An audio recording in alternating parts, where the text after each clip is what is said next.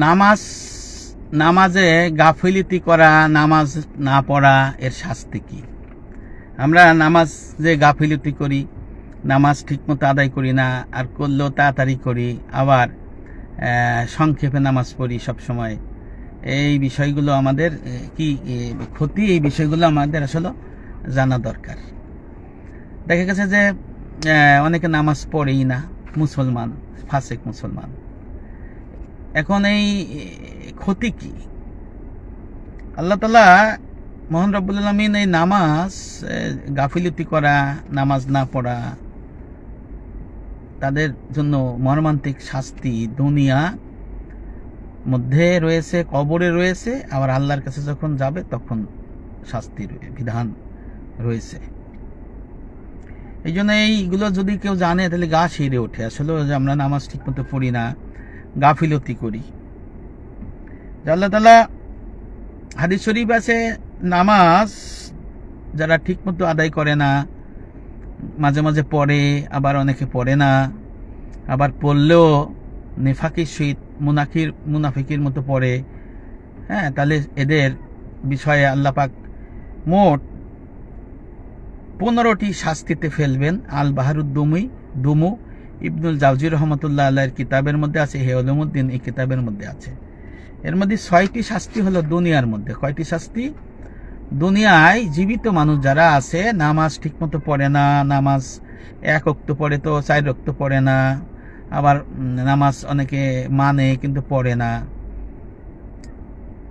এদের শাস্তি বলা হয়েছে। আর নামাজ অস্বীকারী তো কাফের, এদের কথা আমি বলছি না, যারা ফাসেক মুসলমান এদের কথা বলছি। দুনিয়ায় জীবিত অবস্থায় 6টি শাস্তি দেবেন, আর মৃত্যুর সময় 3টি শাস্তি হবে, আর 3টি হবে কবরে, নাউজুবিল্লাহ। দুনিয়ার 6টি শাস্তি কি হবে? এক হলো আল্লাহ মহান রব্বুল আলামিন যারা নামাজে গাফিলতি করবে তাদের জীবন থেকে বরকত উঠিয়ে নেবেন আল্লাহ তাআলা। 2 নম্বর হলো তার রিজিক থেকে বরকত উঠিয়ে নেবেন। রিজিক বলতে টাকা পয়সা না, রিজিক বলতে তার টাকা পয়সা, ধন দৌলত, সবকিছু, তারপরে জমি জাতি ফসল, তারপরে আপনার সমস্ত কিছুকে রিজিক বলা হয়। এই রিজিকের বরকত উঠায় নেবেন আল্লাহ পাক। যারা নামাজ ঠিকমতো পড়বে না, নামাজে গাফিলতি করবে, হ্যাঁ, এদের চেহারা থেকে নুরানি ভাব, কল্যাণের ছাপ তুলে নেবেন, এটি থাকবে না। মহান রব্বুল আমিন এই নামাজ গাফিলতি ব্যক্তির, নামাজ তরককারী ব্যক্তির, নামাজ ঠিকমতো পড়ে না এই ব্যক্তির কোনো আমল বন্দেগী দোয়া কবুল করবেন না, আমল কবুল করবেন না। তারপরে 5 নম্বর হলো এই ধরনের ব্যক্তির কোনো দোয়া আল্লাহ পাক কবুল করেন না। 6 নম্বর হলো দিন ইসলামে তার কোনো অংশ নাই। যার নামাজ নাই তার দিন নাই, দিন ইসলামে তার কোনো অংশ নাই। তো বলা হলো ইয়া রাসূলুল্লাহ, তাহলে মৃত্যুর সময় যে 3টি শাস্তির সম্মুখীন হবে এগুলো কি কি? নবী করিম সাল্লাল্লাহু আলাইহি ওয়াসাল্লাম বললেন, মৃত্যুর সময়ে এই নামাজ সে গাফিলতিকারী, নামাজ মাঝে মাঝে পড়ে, নামাজ তরককারী এই ব্যক্তির মোট 3টি বিষয় দেখা যাবে। এক হলো অস্থির অবস্থায় থাকবে, লাঞ্ছিত অবস্থায় থাকবে, হ্যাঁ, আল্লাহর মানে প্রিয় ভাজন হয়ে সে ইন্তেকাল করবে না। সে জানবে না যে তার দিনের উপরে মৃত্যু হচ্ছে না কুফরের উপরে মৃত্যু হচ্ছে, সে না জানি কবরে যাচ্ছে। আর সে যদি দুনিয়ার যত নদী নালা, যত পানি আছে, এই পানি যদি সে পান করে তবুও তার তৃষ্ণা কমবে না, অনেক তার তৃষ্ণার্ত থাকবে, এবং এই খুব তৃষ্ণার্ত অবস্থায় তার মৃত্যু হবে, নাউজুবিল্লাহ। বলা হলো ইয়া রাসূলুল্লাহ, কবরে তার যে 3টি শাস্তি হবে সেটা কি?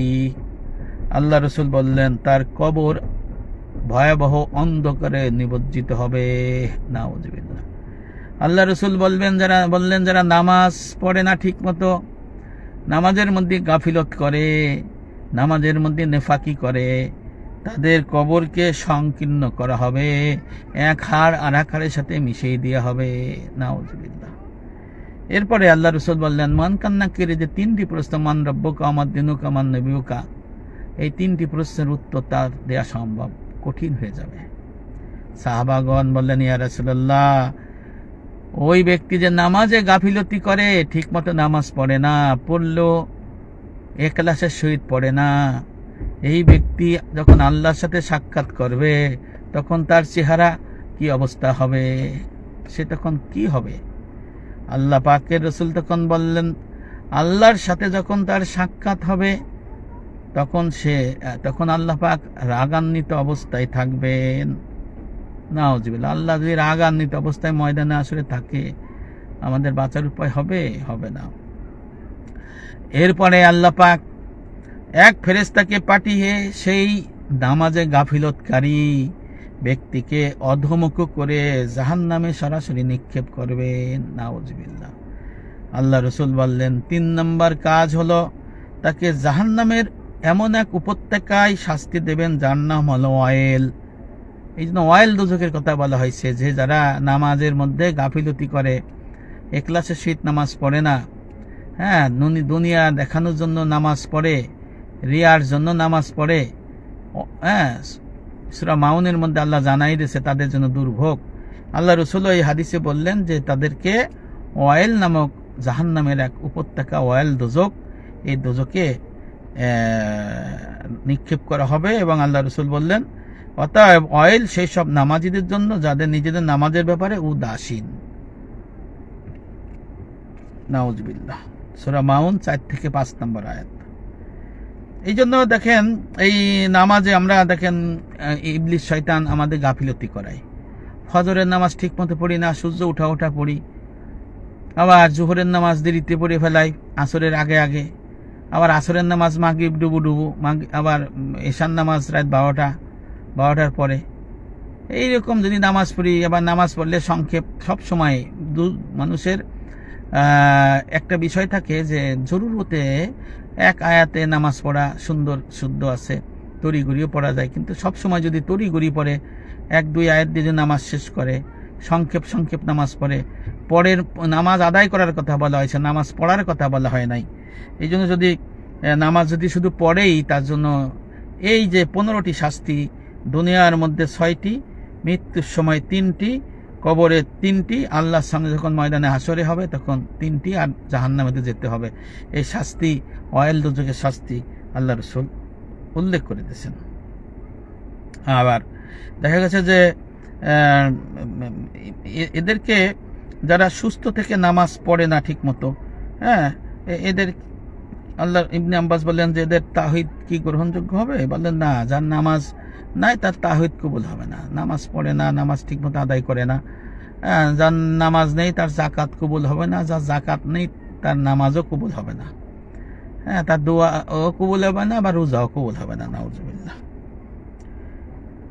এই জন্য আল্লাহ তাআলা বলেন, তারা সালাত নষ্ট করলো এবং লালসা পরবশ হলো, সুতরাং তারা অচিরেই কুকর্মে শাস্তি প্রত্যক্ষ করবে। নাউজুবিল্লাহ।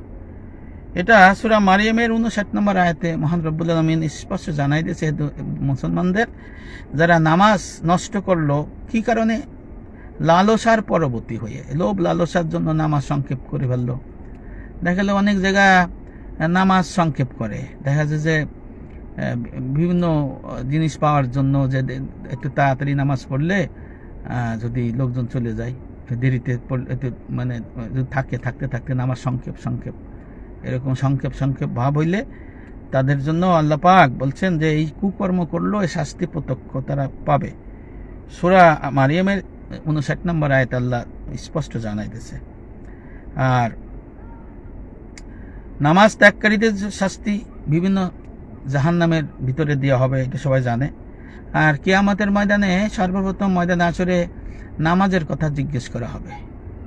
এর প্রথমেই আপনাকে ওই যে এলেমের কথা জিজ্ঞেস করবে শেষে, কিন্তু যখন আপনাকে জিজ্ঞেস করবে তখন আগে নামাজের হিসাব নেবে। এই জন্য আমাদের ফরজ, ওয়াজিব, সুন্নত, নফল, মুস্তাহাব, তারপরে নামাজ মাকরু হয় কেমনে, নামাজ বাতিল হয় কেমনে, সওয়াব কম হয় কেমনে, এগুলো সমস্ত এলেম হাসিল করা ফরজ। নামাজ পড়াও ফরজ, এই এলেম শিক্ষা করা ফরজে আইন। তাই আমরা দেখা গেছে নামাজের মাসলা মাসাল যাই না, ইমামতির মাসলা মাসাল যাই না, ঠেললে নামাজে ইমামতি দাঁড়ায় যায়, ঠেললে নামাজ পড়ি, এইগুলো কিন্তু আমাদের ভাবার বিষয়, এগুলোর থেকে আমাদের দূরে থাকতে হবে। এবং যার নামাজ কবুল হবে, ইবনে আব্বাস বলছেন কিয়ামতের দিন সর্বপ্রথম নামাজ জিজ্ঞেস করা হবে, যার সম্পর্কে নামাজ কবুল হবে তার অন্যান্য ইবাদত বন্দেগীও কবুল করা হবে। আর যে ব্যক্তি নামাজ গাফিলতি করবে, যার নামাজ কবুল হবে না, তাহলে তার অন্যান্য ইবাদত বন্দেগীও কবুল হওয়া মুশকিল হয়ে যাবে, নাউজুবিল্লাহ। এই জন্য এই বিষয়গুলো কিন্তু আমাদের খুব খেয়াল করতে হবে, যেন কোনো মুসলিমের জন্য হালাল নয় এরকম রেওয়াতও আছে যে এই হারাম, যারা নামাজ তরক করে, নামাজ ঠিকমতো পড়ে না, তাদের খাবার খাওয়া জায়েজ নয়, তাদের সাথে মেয়ে বিবাহ দেওয়া জায়েজ নাই, তাদের সাথে একই ছাদের নিচে বসবাস করা জায়েজ নাই। কিয়ামতের দিন নামাজ ত্যাগকারীর কপালে 3টি লাইন লেখা থাকবে। নামাজ যারা পড়বে না, নামাজে যারা গাফিলত করবে, তাড়াতাড়ি পড়বে, কবুল হবে না যাদের নামাজ, যে হে আল্লাহর হক নষ্টকারী। নামাজ হলো আল্লাহর হক, ঠিকমতো আদায় করে নাই, আল্লাহর হক আদায় করে নাই, বলবে হে আল্লাহর হক নষ্টকারী, কপালে লেখা থাকবে। দ্বিতীয় থাকবে হে আল্লাহর ক্রোধে নিপতিত ব্যক্তি, নাউজুবিল্লাহ। 3 নম্বর লাইনে কপালে নিচে লেখা থাকবে যেভাবে তুমি আল্লাহর হক নষ্ট করেছো সেইভাবে তুমি আল্লাহর রহমত থেকে নিরাশ হয়ে যাও, নাউজুবিল্লাহ। যারা নামাজে গাফিলত করে, নামাজ ঠিকমতো পড়ে না, তড়িঘড়ি করে, এদের বলা হয়েছে ময়দানে আসরে কপালে 3টে লাইন লেখা থাকবে। এক হলো হে আল্লাহর হক নষ্টকারী, দ্বিতীয় থাকবে হে আল্লাহর ক্রোধে নিপতিত ব্যক্তি, 3 নম্বর হলো যেভাবে তুমি আল্লাহর হক নষ্ট করেছো এইভাবে তুমি আল্লাহর রহমত থেকে নিরাশ হয়ে যাও। এই জন্য সাবধান, খবরদার, নামাজ পড়তে হবে সময় মতো, ওক্তের মধ্যে। আওয়াল ওক্তে পড়াই ভালো। নামাজ পড়তে হবে ধীর স্থিরভাবে, নামাজ পড়তে হবে আল্লাহর গভীর নিমগ্নে, নামাজ পড়া না আদায় করতে হবে। তড়ি ঘড়ি পড়া যাবে না, ওক্তের মানে চিৎকার চেঁচামেচি করে পড়া যাবে না, যেভাবে নামাজ পড়ার মতো পড়ার মতো সেভাবে পড়তে হবে। হাদিস শরীফে আছে নামাজ যারা ঠিক মতো পড়ে না, যারা নামাজে গাফিলত করে, সেই তাদেরকে একত্র করবে এবং তাদের প্রতিশোধ নেওয়া হবে, যে তারা আল্লাহর শত্রু, এই আল্লাহর শত্রু। আর জান্নাত বলবে তুমি আল্লাহর শত্রু, তুমি আল্লাহর আমানত নষ্ট করেছো, হক নষ্ট করেছো, আল্লাহ নির্ধারিত ফরজে শিথিলতা করেছো, আমি তোমার জন্য হারাম, জান্নাত বলবে, নাউজুবিল্লাহ। অথচ আল্লাহর বান্দারা যেখান দিয়ে ইচ্ছে আমার কাছে আসে, জান্নাত বলতেছে আমার মাঝে নদী প্রবাহিত, পাখিরা উড়ে বেড়ায়, আলো ঝলমল করে, হুরেরা সাজসজ্জা করে, আমি এবং আমার মাঝে যত হুর রয়েছে, আনন্দ, ছোট ছোট শিশু, সুন্দর প্রাসাদ রয়েছে, সব তোমাদের জন্য হারাম। কাদের জন্য?